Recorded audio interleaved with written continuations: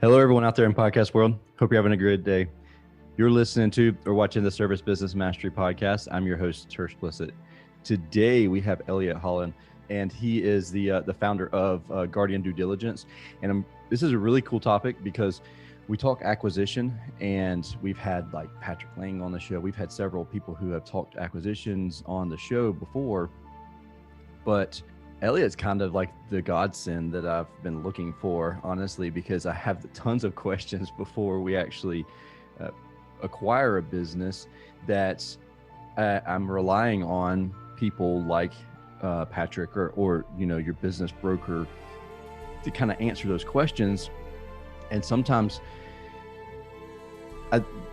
Patrick's an honest guy, so he's definitely not one of these people, but there are definitely brokers out there that they just want to get the business sold. So they're going to tell you what they want to hear. And Elliott's the kind of guy that comes in and does the due diligence behind the other business that you're purchasing. And so I honestly didn't even know a guy like Elliott existed. And before we started recording, he said that that's not uncommon, but I'm super excited to pick his brain here for the next 20 or 30 minutes. And I hope you learned something here from the show. But with that being said, welcome to the show, Elliott. So glad to be here. It's interesting. You focus on HVAC. I think I mentioned I've done 3 HVAC deals in the past 12 months. So very interested in this conversation. And then with your deal particularly, I think this is going to be an amazing chat. Yeah. So for those of you who are new to the podcast, or maybe haven't followed along for a while, back in 2018, I quote unquote, I'm using air quotes here, purchased a business, and basically I purchased this bad debt. And because the numbers that were originally allotted, we were presented that he was generating closer to $750,000.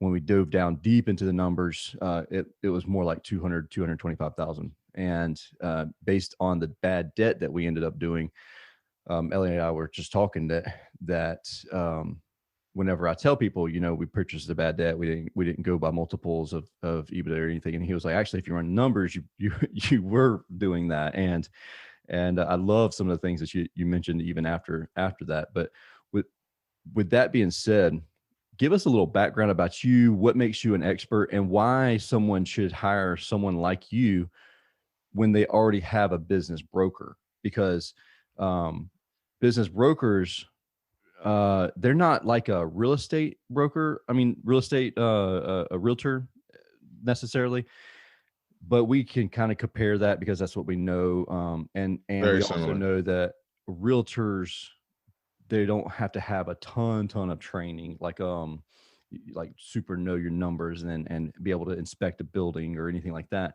Right. So it's kind of like that with a business broker in that fashion. So tell us just your background and what makes you an expert and everything. Yeah, absolutely. I think like the best NBA coaches are former players. Yeah. So for me, I spent the past 10 years and 6 of the 10 in the seat of buying businesses. So I did it for private equity firms on Wall Street. I did it for myself with a business partner. I did it for myself with no business partner. And through those 6 years, I've saw almost 1,000 deals consummated for seen a lot of things. And then for the past 4 years, I've ran Guardian Due Diligence, where we advise others and vet companies for investors who are looking to make purchases. So all in all, 10 years in this industry. And I think for most people who have spent 10 years in something specific, they understand the mastery that comes from seeing so much stuff. Mm-hmm. So the reason I'm an expert is the player coach kind of component. And just quickly what we do, because you made a great point. And I'll go through this quickly. Yeah. When people sell businesses, they typically sell them for a multiple of cash flow.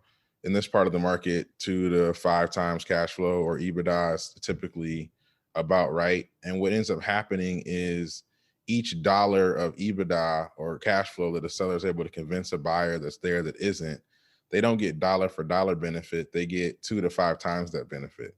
So if I convince you $100,000 of cash flows in this business and it's not, you don't pay me $100,000 as the seller, you pay me $200,000 to $500,000. Nice. So it creates an environment where the sellers in these situations have probably the highest motivation ever to air quotes, tell stories. Uh-huh. And so my business is to vet the numbers, vet the financials, vet the operation, to find all those stories that are being told so that buyers don't get into situations where they buy bad businesses. Mm-hmm. And so what ends up happening oftentimes, to your point, there's business brokers that are in this marketplace, but typically the business brokers work for the seller. Yeah. And they get paid a portion of the deal. Mm-hmm. So think about the motivation of a person that works for the guy who has the incentive to tell a story, who gets paid a portion of the story being told. Does that person work for the buyer? Right. And I've even had, we had a business was presented to me, and I felt like the numbers were inflated. And so I went to my buddy, who's a business broker, and said, "Hey, I want you to be on my behalf and look at these numbers and tell me if it's legit or not." And he's like, "I'll try, but this isn't normal." I'm like, "What do you mean it's not normal? I want my own realtor, and they have their real." That's what the mindset that I'm thinking. Yes.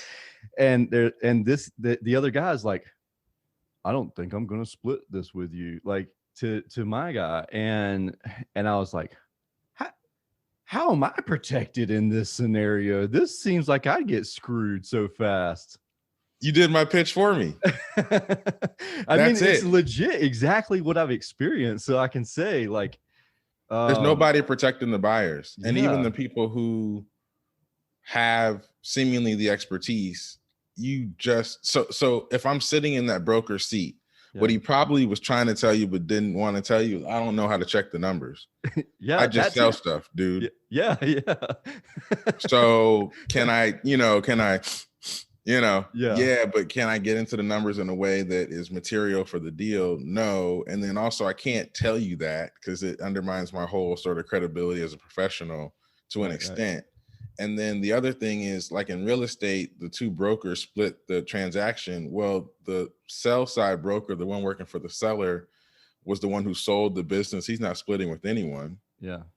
You have to pay your buy side broker, which gets people into a bit of a tizzy. But then it's sort of like, well, how quickly do you want to throw 60, 100, $250,000 down the tubes? Exactly. So it can be, because there is no buy-side realtor that gets paid in traditional transactions, the buyer must decide whether they know enough to vet the numbers, whether they just are willing to take a chance without the numbers being vetted, or whether they pay for an expert like myself and Guardian Due Diligence to vet. And depending on the size of the deal and how confident you are in the numbers, you make a bet. And, we're $10,000, $15,000 to get a project done. So the question around, you're putting up 60, is it worth 10? You're putting up 100, is it worth, you got to kind of decide. Well, I think what I did was, Brandon, he'll actually be on the show in a couple of weeks. Maybe it might even be next week, but he is a realtor, not a realtor. I'm sorry. He's a banker, with, Live Oak, and he's done a lot of business acquisition, money changing hands and stuff.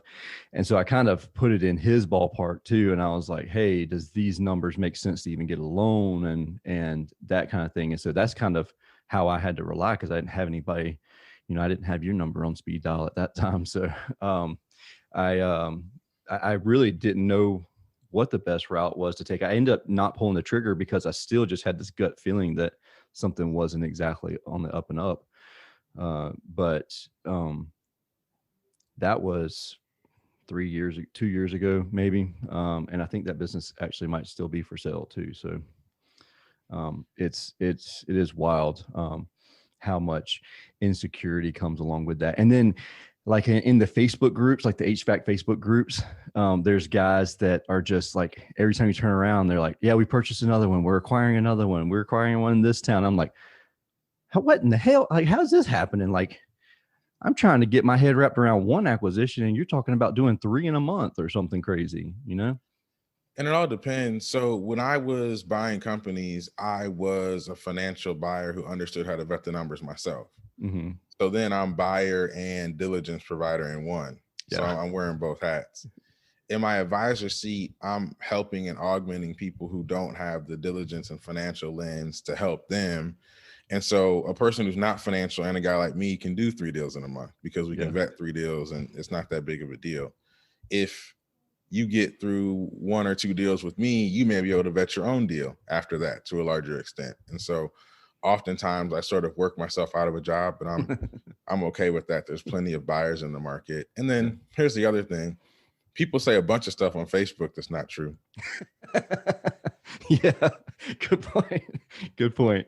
I'm in a lot of those same groups on other business buying contexts and business selling contexts. And some of the stuff I see is just like people's Porsche truck that they just bought and they're selling you on a class. Yeah. Oh, yeah. Yeah. No deed, no title. Just, I promise you it's mine. Yeah, right. They just rented it for a couple hours. Take a picture with it. No, dude, that's awesome, man. So at what point do we bring you into the conversation? Is it like, hey, I'm looking at buying this company.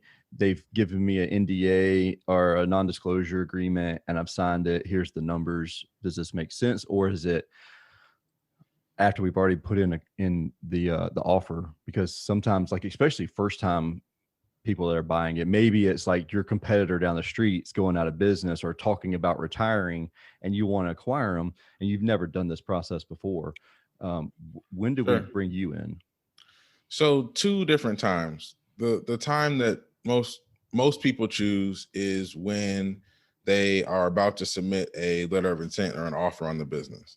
Okay. So when things get real, when you've gotten past the non-disclosure, you've looked at the business, you talked to your friends, you figured out you have the capital. Now you're going to put a letter to say, I'm going to pay $1 million for this business. I'm going to pay it to you this way. That's typically when people get us involved. Mm-hmm. And we focus in those engagements primarily on purely just vetting the numbers of the business. Yeah. But I think what I recommend people do is get us involved earlier. Okay. And so for people who are just starting off particularly, or this may be one of their first 20 deals they're looking at, look at the NDA, send it over, get the book on the business, give us a shout. We have weekly office hours from 12 to 1 on Fridays, East Coast time, where you can ask questions about your deals. So you can even get that advice for free. Help us help you think through deals, because my knowledge tells me that people spend like 90% of their deal evaluation time looking at terrible deals. Yeah. And you don't get that time back. So for someone to be able to tell you, hey, this looks baloney in 2 weeks, might save you 2 months of going around town asking others. And that 2 months can be spent on other deals. So you can still get the benefit of it. I mean, I'm talking to a guy right now that's looking at buying a business out of Tampa, and the seller's a salesperson, right? So he sells stuff online and he's really good at selling and he talks really quickly and things sort of make sense a little bit, but not at all. And I'm basically telling him this week that the deal's baloney, and that's probably going to save him 6 months of his life. So I encourage people to get us involved sooner in the process. And we have sort of mechanisms through our weekly office hours that make it pretty easy to engage. So what are those, real quick? Because I'll ask you again when we wrap up, but I'd like to get them right now too. Yeah, 12 p.m. to 1 p.m. Eastern every Friday. We spend an hour answering sort of client submitted or just interested party submitted questions. So this Friday, I've got 4 or 5 questions from folks who have come by my website, Guardian Due Diligence. They've submitted a question. I've sent them a Zoom link. We're going to hop on the phone and we'll just talk through their questions, talk through how to think about it, talk through the different negotiations, talk through what to be thinking about. And it gives people a chance to understand the benefit of having an expert on your side, because like you, Tersh, like you may have recognized you needed a expert, but when it came time to pay, you might have said, how much is it worth? Right. And what I find is that people before the calls don't quite get it. But once we get into the deep level of detail in the calls, and also when I highlight that, so you're going to pay 4 times what the story is to this guy, and you don't know how to vet it, you know, you tell me how much, how much you willing to spend on $1 million personal guarantee on a live owned debt where they're going to come take your house and ruin your life if you Right. don't pay them back. You tell me how much that's worth. Exactly. Yeah. No, I agree with that. So what happens if they've already put in an offer? Say we put in an offer for $1 million, and then you go through the numbers and you're like, hey, look, you shouldn't be paying more than 400,000 for this business or something like that. Like, Sure. how do you present? How does that conversation happen? So first we would call you and say, hey, look, the typical multiples for businesses in this industry are 3 times. Mm-hmm. So you went into this and they told you that the EBITDA was $333,000.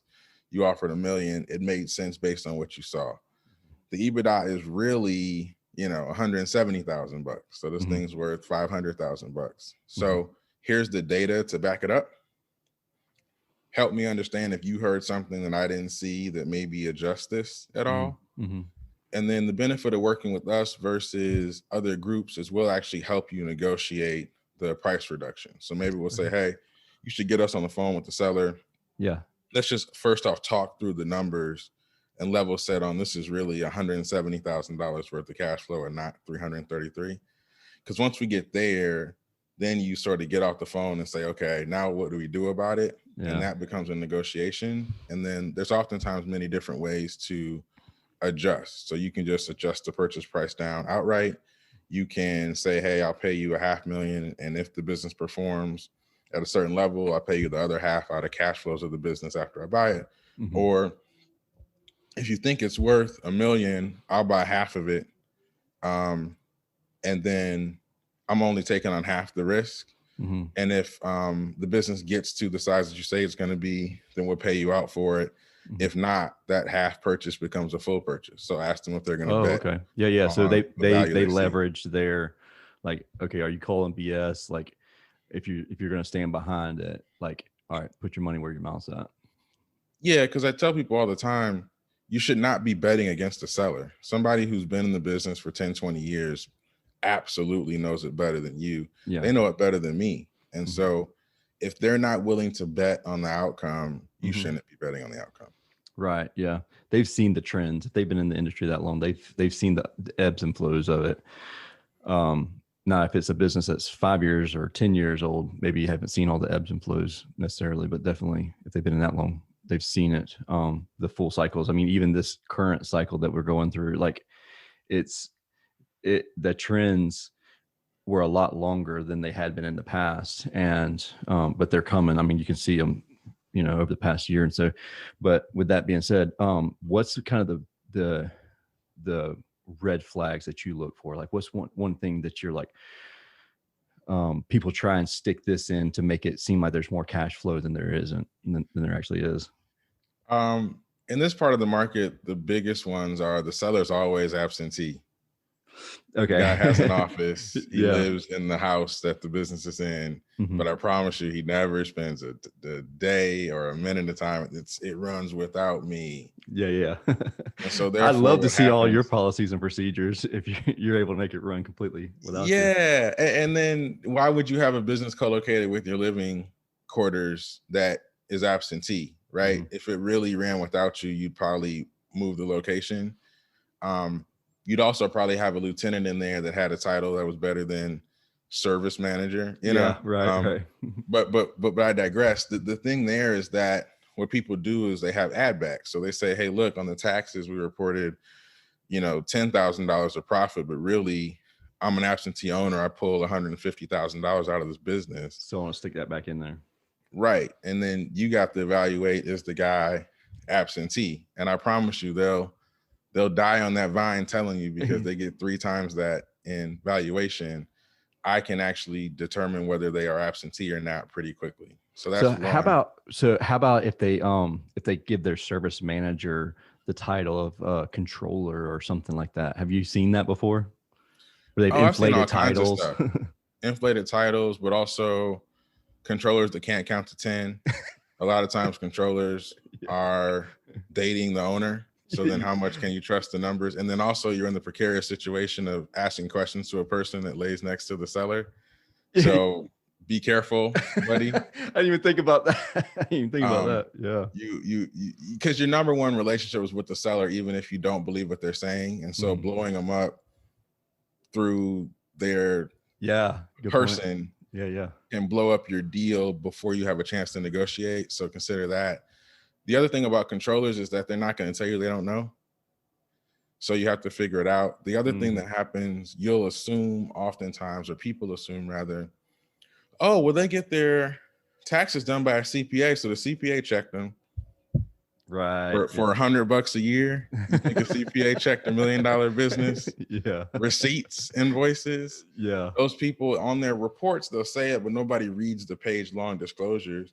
It basically says we didn't check a gosh darn thing. We took everything the seller gave us to be the truth. You cannot rely on this. This is just representative of data we got in. You have no financial or legal recourse against us for anything presented on page 3 through X. Yeah. Enjoy. So, yeah. Have fun with these numbers. That's another one. I think the third one, just to be brief, is people can say anything in their financials through QuickBooks. I've been in QuickBooks. Yeah. I can tell you all kinds of stories in QuickBooks. Taxes are typically to minimize taxes, right? Nobody wants to overpay Uncle Sam. So those are typically understated in terms of they typically say less profit than the business actually has. The bank statements don't tell lies. You can't go into a bank and say, hey, I'm going to give you $100, but I want you to say on my bank statement that I have $200. So people, I think, miss the fact that the bank statements are arguably the best document to understand the true cash flows in and out of the business. And are they required to disclose all bank statements? Or no. are all bank accounts? Because like we have multiple bank accounts, but if you only looked at one of them, you might see like either good or bad numbers. Yeah, no, not at all. So that's where due diligence comes in. So simple example, you could give me 30 different industries and I could tell you the average profit margin. Like before we started, you said HVAC, I was like about 10% margin. You were like, if you're lucky. Yeah. I know the margins on those businesses are 5 to 18, maybe 20%. Yeah, right. If I see one at 40%, I know there's a bank statement missing, right? I know. Okay. Somebody else may not know. And so what you do is you reconcile the financial statements to the bank statements. So what ends up happening is, say you're looking at an HVAC company, right? And they've got high profits, you're trying to figure it out. And you're like, wait, I don't see any payments to train. Yeah, right. Where are you getting your equipment from? Right. Oh, oops, I forgot about this bank statement over here. Yeah. I was going to tell you about it. So you have to sort of look, wait, where's your payroll? Yeah. I don't see payroll on here, right? Hey, wait, where's your rent? So when you sort of know how the income statement should look, you can look for the big items and ask where they are. The other thing is it's easy to tell a story on one set of financials, like on the taxes or the financials. It's really hard to tell them on the taxes, the financials, and the bank statements. So what we do is we reconcile all three, and then it's very seldom that we miss significant pieces of the financial picture. Gotcha. Cool, man. So where can everybody reach out to learn more about you and even get signed up with your program or get you on board with them? Yeah, guardianduediligence.com. That's D spelled DUE. And just come onto the website. Like I said, we have weekly office hours from 12 to 1 p.m. Eastern time every Friday. And so the easiest way to engage is just to, on our website, you can ask to be added to the office hour Zoom call, and then you can submit a question. And that's probably the easiest way to engage. You can also book time with me on my website. So that's a possibility too. Okay. But I'm very responsive there, and either myself or one of my assistants will get back to you quickly. Sweet, man. I really appreciate all this information, and I'm glad we got connected because I had no idea that you even existed. And it is really cool knowing that there is somebody there that can be on our side whenever it comes to, vetting a business for sure. I love to help people. Of course I'm in business, but I also enjoy the work that I do. Yeah. So I very much love to help anyone that I can. So I'm looking forward to hearing from folks in your network, and Tersh, thanks for having me here on the podcast. Yeah, absolutely, man. And anybody that has any questions, don't forget guardianduediligence.com. Reach out to Elliot, his team, learn more.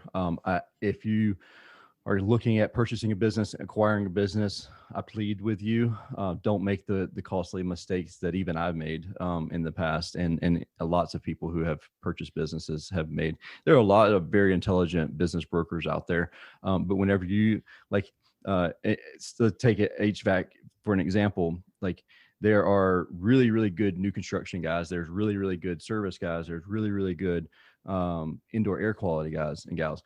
So they're just another tool in your tool bag, in your arsenal. And so I plead with you to definitely use Elliot. I'm not calling you a tool, Elliot. Oh no, I am a tool as a business owner. So I'm raising my hand. Use me. Yeah. Also, just so you guys can make it simple, think about who the advisors you're working for or listening to, who pays them. Good point. That's who they're working for, no matter what they tell you. You want somebody working for you that you're paying, that's watching your back. You don't want to go into a crazy crowd with security that the artist paid for. You want to go with your security guard. That's exactly right, man. That's a good point. I appreciate you being on the show, man. And I appreciate everybody that's listening to this episode or watching it. If you have any questions, don't forget to reach out to Elliot or reach out to myself. Tersh at serviceemperor.com is probably the easiest way to get in touch with me. I'm on all the social media too. So it's at Tersh Blissa everywhere, Facebook, Instagram, LinkedIn. But with that being said, I hope you have a wonderful day. Stay safe and happy acquisitions. Like just purchase up some businesses, buy them up. Happy acquisitions. I like that. All right, guys. Y'all be good. See you. Take care.